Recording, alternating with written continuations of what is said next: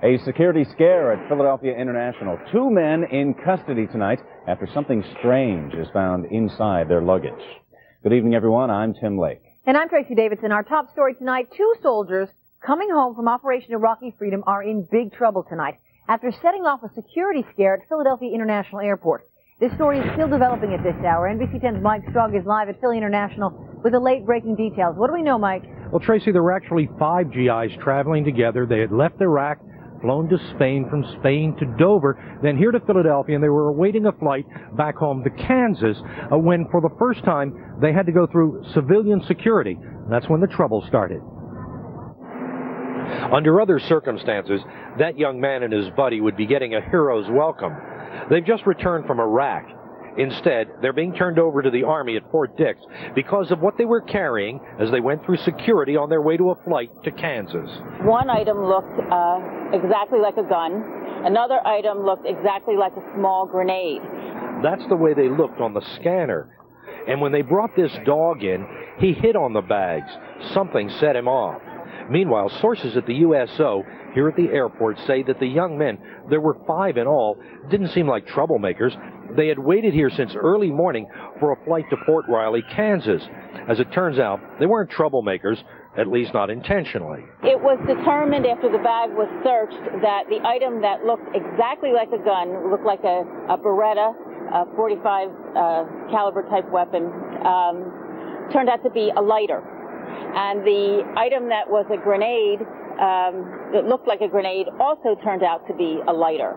In addition, there were several souvenir knives they apparently got in Iraq and 3 rounds of ammunition. And while it may not have been as dangerous as it first appeared, security swung into high alert. The security area, Terminal C, was closed. Police, fire, FBI, and the bomb squad were called in. The flight to Kansas, which had already taken off, returned to Philadelphia. This ended exactly how we would like it to end. You know, everybody did their part, everything worked, everybody worked together, and everybody is safe. Now, those 2 soldiers just back from Iraq will not face any civilian charges, not from the federal government, not state, not local authorities. However, they have been turned over to the Army for possible military discipline. Live at International Airport, I'm Mike Strug, NBC 10 News. Thanks for the update, Mike. SEPTA service is being disrupted right now because of a smoky fire. Chopper 10 over the Northern Liberty section of Philadelphia. Firefighters are on the roof of a building on North Front Street, and right now, shuttle bus service is in operation between the Burke Street and Spring Garden Street stops of the Market Frankfurt-L. Now a story you'll see only on NBC 10. Police are looking into a rash of crimes on and near the campus of the University of Pennsylvania. Now the crimes cover the Penn campus, with most of the incidents happening along the west of 40th Street. NBC 10's Karen Hepp is live now at Penn with all the details. Karen? Well, that's where I am right now, Tim. Basically, the campus is this way, but a lot of the students and the kids end up living over this way. Now, Penn has always taken security very seriously. They've got these emergency phones all over campus. They probably have about 215 of them scattered all over. But what's happening this year is different. They have nearly double the amount of crimes this year as opposed to what they had last year. So that is a big spike, and they're taking it seriously. Crime is up like they haven't seen in years at the University of Pennsylvania. In less than a month, 2 women have been indecently assaulted and 15 students have been robbed, 5 with a weapon. Maureen Rush is the vice president of security, and she says the numbers are alarming. In the mid-90s, we were seeing a lot of weapons, robberies with weapons. That sort of faded out. I mean, and so this concentrated, 5 robberies with weapons, it's very concerning. Clearly, it's concerning. She's not waiting for any trend. They're leaping into action. More uniforms on the street, more undercover investigators, more safety ambassadors during the critical overnight hours, more cameras covering more city blocks, and an all-out request for folks to start using buses and escorts at night. For this period in time, even though you may not usually use the transit systems, whether it's walking or riding, if you're by yourself, use it now. Jessica Toff and Kim Tessing say they definitely will. We don't go anywhere at night by ourselves. We always carry a cell phone with us. You never know what's going to happen. We've had some students held up over the summer. I know 2 personally that have gotten held up twice. I think it's very dangerous. Many of those robbed have been men, and there definitely are a lot of nerves on edge. Upperclassmen say they're trying to keep this spike in perspective. I don't think that it's something that should scare people from walking west of 40th Street. I don't really think it's a problem if you keep your wits about you and you're walking with friends, not walking alone late at night. I don't feel it's a problem, and I still go up into West Philadelphia a lot and don't really feel that threatened at all. Now, Penn, of course, has its own police department. They're working very closely right now with the Philadelphia Police Department and the other city agencies that do law enforcement. They say the good news is they have about half of the people in custody or warrants out for them they think that are responsible for many of these robberies, and they are confident that they can bring in the other half. They say this is not just a problem here in West Philadelphia, Southwest Philadelphia. This is a trend that's all over the city, and they hope to rein this in and bring it under control. That's the very latest right now from University City. I'm Karen Hepp, NBC 10 News. A teenage boy is in critical condition tonight after being stabbed in a fight outside of Germantown High School. NBC 10 on the scene today, where police took 5 suspects into custody. They also found a knife they believe was used in the stabbing. No word if any of them are students at the high school. Police say the 16-year-old victim was a former student. No charges have been filed. And another Philadelphia student in serious condition at this hour tonight after he fell down an elevator shaft at school. NBC 10 in Port Richmond at Massbomb Votech. Investigators say students were clowning around when 14-year-old Stephen Akakabota was pushed against the elevator doors. Those doors suddenly opened and Akakabota fell 4 stories to the bottom. He is in serious condition tonight with a broken jaw and a broken leg. A Bucks County couple is spending the night behind bars because police say they were growing pot right in their own home and then selling it. The couple lives on Swamp Road in Furlong, Bucks County. NBC 10's Vince Dementri is live at police headquarters in Buckingham Township with the latest. Vince, fill us in. Well, I can tell you this. Buckingham Township is much like any other rural town in Pennsylvania. It's got about 20,000 people, only about 20 members on the local police department, and there are a lot of farms. And the main suspect in this case worked on his family's farm, and that's apparently where he learned all he needed to know to allegedly start his own marijuana farm. Looky here, pot and lots of it. That's what cops from Buckingham Township and Bucks County and narc agents from the state's AG's office found in this filthy basement at 2448 Swamp Road. And neighbors couldn't believe their eyes. I had never seen anything of that magnitude before, and I just couldn't believe my eyes. And neither could this veteran undercover narcotics agent whose ID we're shielding for obvious reasons. He says they found dozens of plants and the remnants of old crops. Estimated street value about $150,000. And this agent says this wasn't your ordinary pot. They were experimenting with some different crossbreeds and so forth to produce a higher THC level in the buds, which is a narcotic ingredient in marijuana, which is what they're looking for. This was like a super joint. Could be considered a super joint, yes. Under arrest and charged with a laundry list of drug offenses are 41-year-old Bennett Slack and the woman he lived with, 40-year-old Juliana Holbert. Police say a criminal informant tipped them off to the one-man operation. This is all that's left after the police raid the soil to grow the pot, and a couple of marijuana leaves left strewn about the driveway. Now, very few people claim that they know the couple in question. However, one handyman who does work for the building's owner told me he befriended them.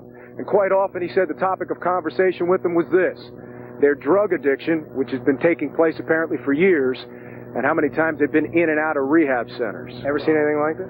I have only one other time in my career a grow operation that sophisticated. Now, tonight, police also tell me that Bennett Slack has a lengthy drug arrest record. They also confirm that both he and his girlfriend are currently on a drug methadone program. Both tonight are being held on $25,000 bail. One last note before we go tonight. Bennett Slack, because of his lengthy drug arrest record, if convicted on the maximum sentence, he could face 15 years in prison. Live in Buckingham Township, Bucks County, I'm Vince Dementri, NBC 10 News. Okay, Vince, thanks. There will be no school tomorrow for students in the Westchester School District. Late tonight, teachers went on strike there.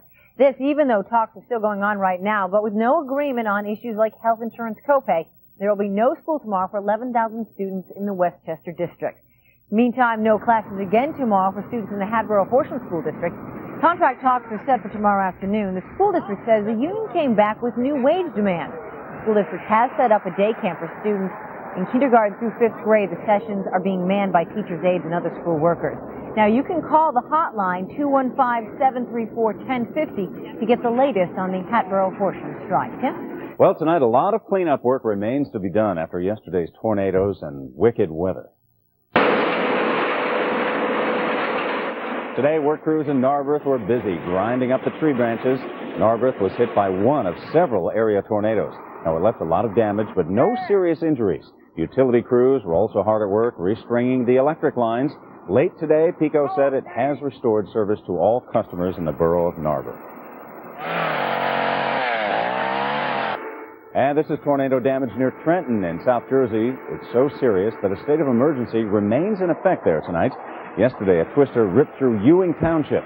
Homeowners and businesses were both hit hard. Utility crews tonight are working to repair the damaged power lines. And tonight, PECO says everyone in the Pennsylvania suburbs has their electricity back on. In South Jersey, PSE&G says about 700 customers still don't have any power. And Connective says a few scattered outages remain in northern Delaware. It hopes to have all the power back on by midnight. Well, just when you thought it was safe to eat your dinner in peace and quiet, telemarketers win a big court decision. A judge puts the National Do Not Call list on hold. What it means to you if you signed up to block telemarketers. I'm Luann Kahn. We face off with the parking authority when they tow a car and won't give it back. I have a live report coming up. I'm Glenn Schwartz. A beautiful day today, but there are showers and thunderstorms moving through the Ohio Valley. I'll tell you what effect it'll have on our weather and have a look at the next big event coming up in just a few minutes. And out by Sycamore still ahead. It is do or die time for the Phillies tonight against the Marlins. We'll have highlights, plus John Clark will have a live report from Florida coming up later in sports.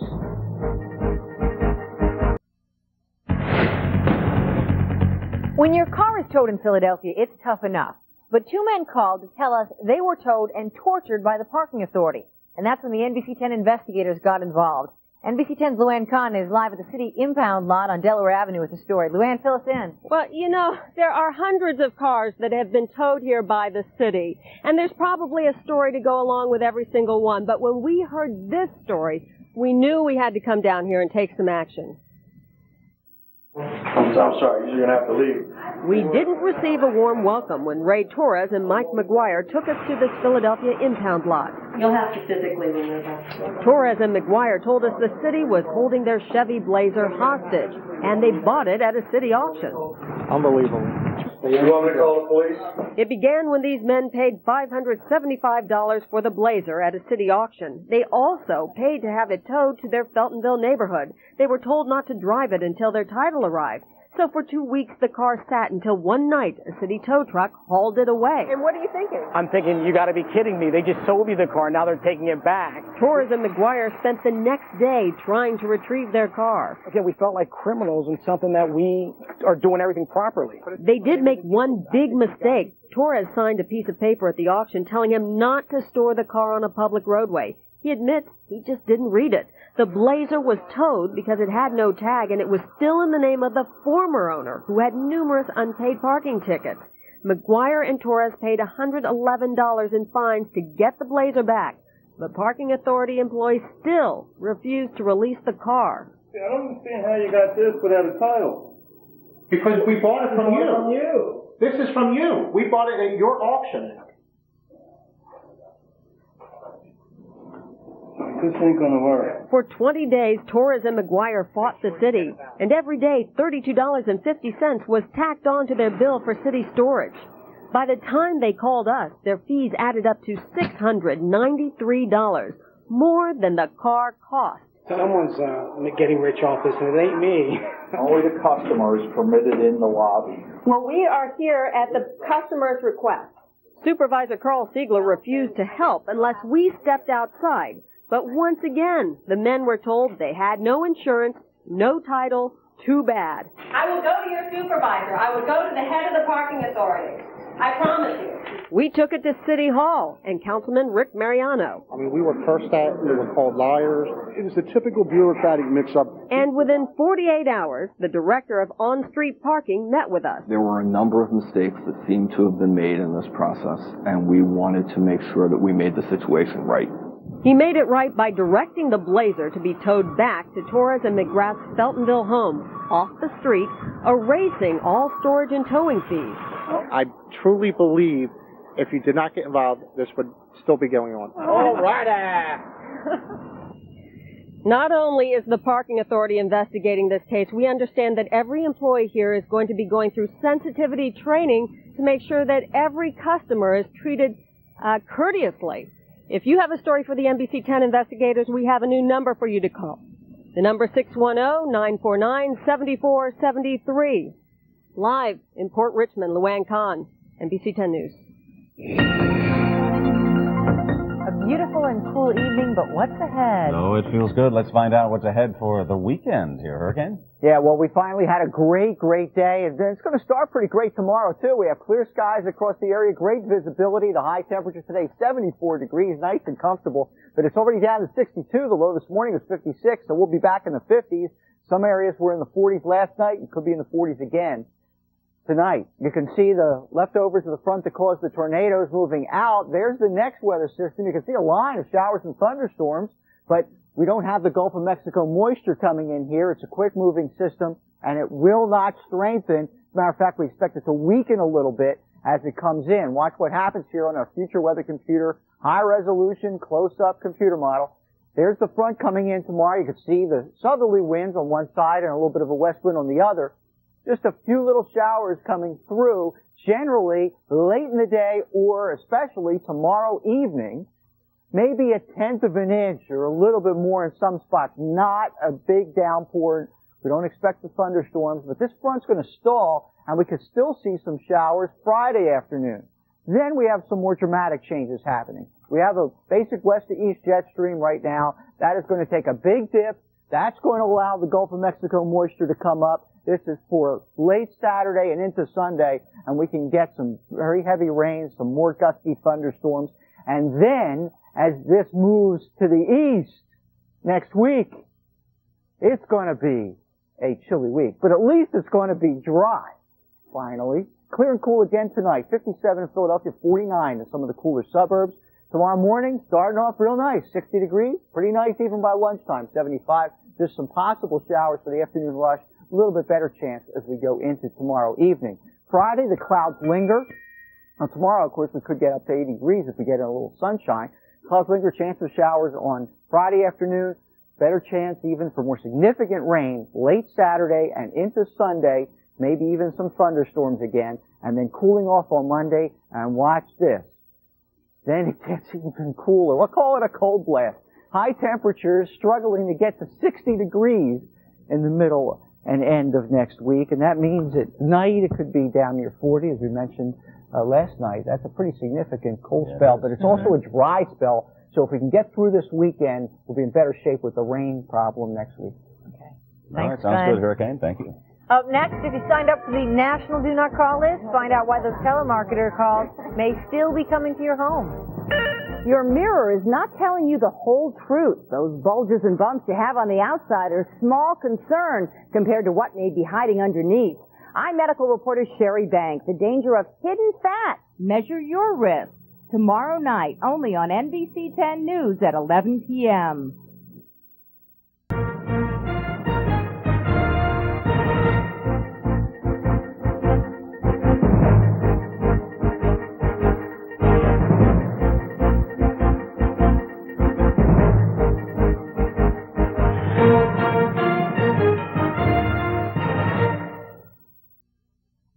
Those annoying telemarketer calls aren't over yet. A judge now says the Federal Trade Commission doesn't have the authority to create a do not call list that you can sign up for. I don't like that court decision. You don't like it? No, I only use a cell phone now, primarily for the purpose to not have telemarketers. Consumer reaction to the ruling is not positive, but the judge ruled that Congress did not specifically authorize the FTC to operate a do not call registry. There will undoubtedly be an appeal, but as it stands right now, the National Do Not Call list will not go into effect as planned on October 1st. So how does the ruling affect the Pennsylvania Do Not Call list? Bottom line, it doesn't. The Attorney General's office says the state Do Not Call list is running business as usual. Now, 872,000 people in Pennsylvania are signed up for the national list. If you are, you can still sign up for the state list, and that number is 1-888-777-3406. And as you know, New Jersey and Delaware do not have a statewide list. Tim? One of Philadelphia's most humane charities hands out top honors tonight. NBC 10 at Penn's Landing for MANA's Outstanding Community Leadership Award dinner. This year's honorees are Lynn Honickman and her brother, Stephen Corman. Now, both are longtime supporters of the charity. Governor Rendell was on hand to do the honors tonight.